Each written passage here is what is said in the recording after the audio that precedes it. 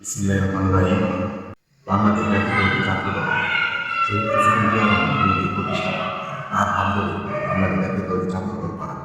আমি ছাত্র দল করি, আমি যুবক দলের একজন কর্মী, কিন্তু বাংলাদেশের ইতিহাসে ছাত্র দল একটি জায়গা করে নিয়েছে। কারণ বাংলাদেশে আর অনেকগুলা নিবন্ধিত অনিবন্ধিত ছাত্র সংগঠন আমরা ইতিহাসে বর্তমান পরিস্থিতি দেখতে পাচ্ছি। বিগত দিনে এখনো অনেক ব্যক্তিবর্গ ছাত্র সমাজের ছাত্র সংগঠন বিভিন্ন তারা বলেছে বিভিন্ন রাজনৈতিক দলের সিনিয়রদের নিয়ে কুরুচিপূর্ণ বক্তব্য আছে এবং বিভিন্ন ভাষায় কথা বলেছে।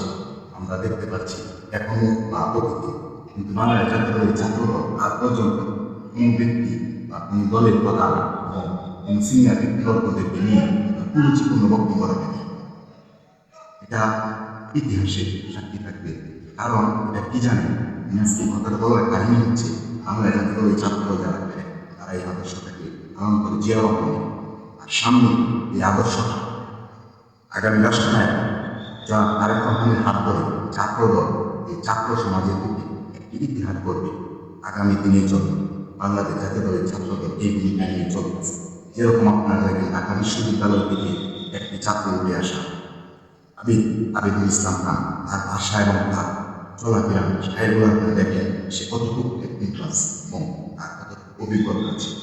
আগামী দিনে তাদের মধ্যে নেতৃত্বে বাংলাদেশ জাতীয় দলের ছাত্রদলের মূল ভূমিকায় থাকবে।